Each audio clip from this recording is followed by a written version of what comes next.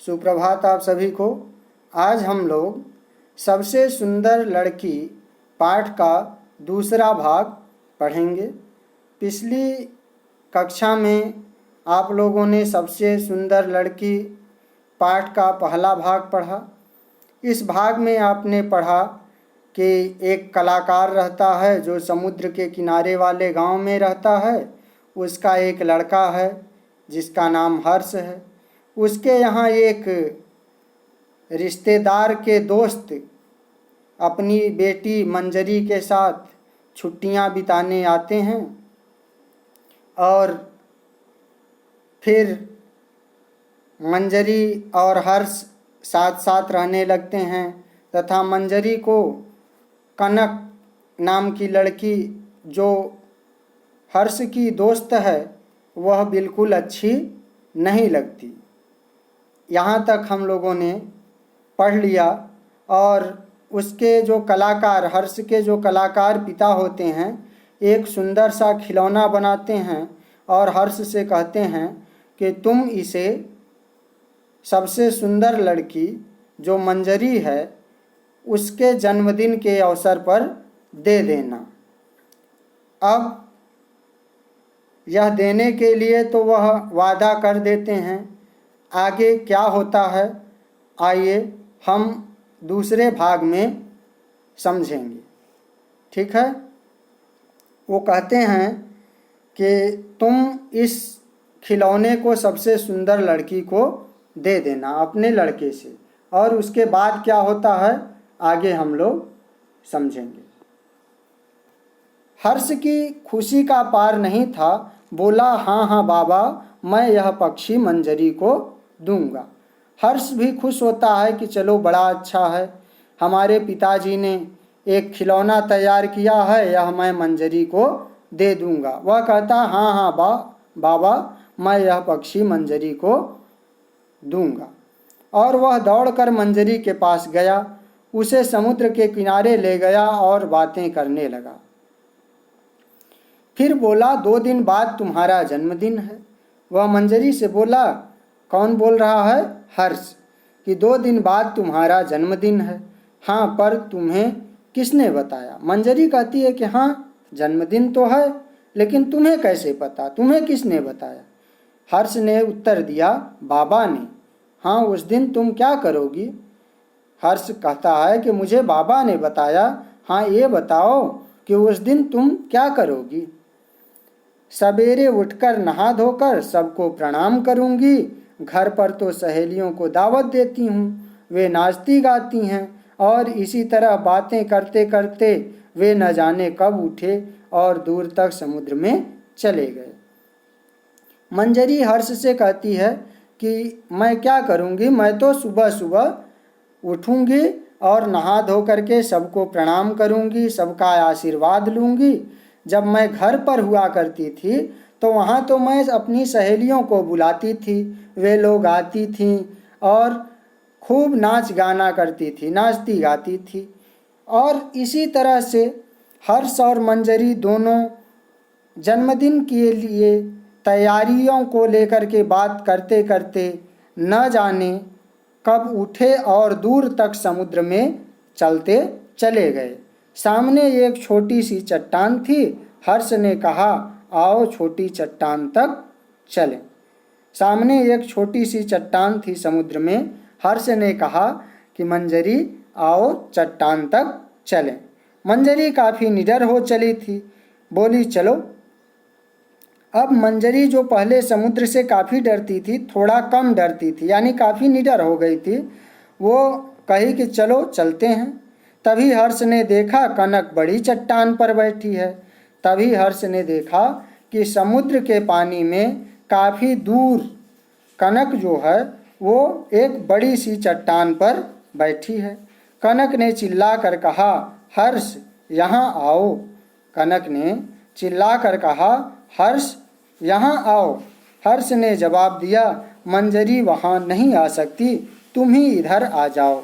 हर्ष ने जवाब दिया कि मंजरी वहाँ नहीं आ सकती, तुम ही इधर आ जाओ, क्योंकि मंजरी पानी में अच्छे से तैरना नहीं जानती। इसलिए तुम ही ऐसा करो कि यहाँ आ जाओ। अब मंजरी ने भी कनक को देखा। उसे ईर्ष्या हुई, वह वहाँ क्यों नहीं जा सकती। मंजरी ने जब कनक को देखा तो उसे क्या हुआ, ईर्ष्या हुई कि आखिर वह वहाँ क्यों नहीं जा सकती। वह क्या उससे कमज़ोर है, क्या वह मंजरी से कनक से कमज़ोर है, यह सोचा मंजरी ने। वह सोच रही थी कि उसे एक बहुत सुंदर शंख दिखाई दिया। अभी मंजरी ये सोच ही रही थी कि उसे एक बहुत ही सुंदर सा शंख दिखाई दिया। मंजरी अनजाने ही उस ओर बढ़ी। अनजाने में ही मंजरी शंख लेने के लिए आगे बढ़ी।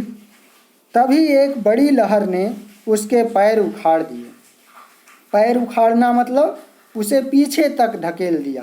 तभी एक बड़ी लहर आई और उसने मंजरी के पैर उखाड़ दिए और वह बड़ी चट्टान की दिशा में लुढ़क गई और वह उस बड़ी वाली चट्टान की ओर लुढ़क गई। उसके मुंह में खारा पानी भर गया, उसे होश नहीं रहा और समुद्र में गिरने के कारण उसके मुंह में समुद्र का खारा पानी भर गया और वह बेहोश हो गई। यह सब आनन फानन में हो गया, यानी आनन फानन मतलब जल्दबाजी में हो गया, तुरंत हो गया। हर्ष ने देखा और चिल्लाता हुआ वह उधर बढ़ा, पर तभी एक और लहर आई और उसने उसे मंजरी से दूर कर दिया। हर्ष ने मंजरी को देखा और वह दौड़ता हुआ उधर आया, लेकिन तभी एक और लहर आई और उसने दोनों को अलग कर दिया। अब मंजरी निश्चित था कि मंजरी बड़ी चट्टान से टकरा जाएगी। अब यह निश्चित लगने लगा था कि मंजरी जो है वो बड़ी चट्टान से टकराएगी, परंतु उसी क्षण कनक उस पर क्रुद्ध लहर और मंजरी के बीच कूद पड़ी और उसे अब हाथों में थाम लिया। उसी बीच कनक नाम की जो लड़की थी वह उन लहरों और चट्टान के बीच जो मंजरी चट्टान से टकराने जा रही थी उसकी ओर बढ़ी और उसको पकड़ लिया। दूसरे ही क्षण तीनों छोटी चट्टान पर थे और दूसरे ही क्षण वह कनक मंजरी को बचा करके छोटी चट्टान पर ले आई। अब तीनों लोग यानी हर्ष, कनक और मंजरी छोटी चट्टान पर आ गए थे। कुछ देर हर्ष और कनक ने मिलकर मंजरी को लिटाया, छाती मली, पानी बाहर निकल गया। कुछ देर हर्ष और कनक ने मिलकर के मंजरी को पेट के बल लिटाया, फिर उसके छाती को मला और जिससे मुंह से उसके पानी निकल गया। उसने आंखें खोल कर देखा, उसे जरा भी चोट नहीं लगी थी, पर वह बार बार कनक को देख रही थी। अपने जन्मदिन की पार्टी के अवसर पर वह बिल्कुल ठीक थी।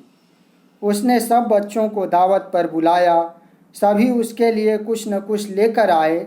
सबसे अंत में कलाकार की बारी आई, यानी उस कलाकार पिता की बारी आई जो हर्ष का पिता था। उसने कहा, मैंने सबसे सुंदर लड़की के लिए सबसे सुंदर खिलौना बनाया है। आप जानते हैं वह लड़की कौन है? वह है मंजरी। उस कलाकार ने कहा कि सबसे सुंदर लड़की कौन है आप जानते हैं? वह सबसे सुंदर लड़की है मंजरी। सबने खुशी से तालियां बजाई। हर्ष अपनी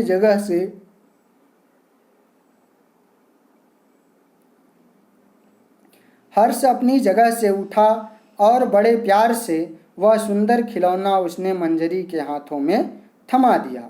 मंजरी बार बार उस खिलौने को देखती और खुश होती।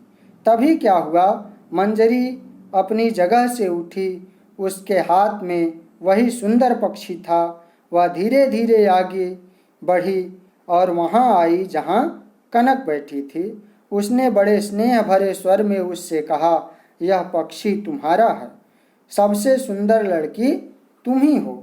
और एक क्षण तक सभी लोग आश्चर्य से दोनों को देखते रहे। फिर जब उन लोगों ने समझा तो सभी ने मंजरी की खूब प्रशंसा की। कनक अपनी प्यारी प्यारी आँखों से बस मंजरी को देखे जा रही थी और दूर समुद्रों में लहरें चिल्ला चिल्ला कर उसे बधाई दे रही थी। इस पाठ के लेखक विष्णु प्रभाकर जी हैं। इस पाठ से हमें सीख मिलती है कि हमें कभी भी किसी से ईर्ष्या नहीं करनी चाहिए। ठीक है, तो आप इस पाठ का जो मूल सारांश है वह यह है कि हमें किसी से कभी भी ईर्ष्या नहीं करनी चाहिए और सुंदर वह होता है जिसके काम अच्छे होते हैं, न कि वह सुंदर होता है जिसकी शक्ल अच्छी होती है। धन्यवाद।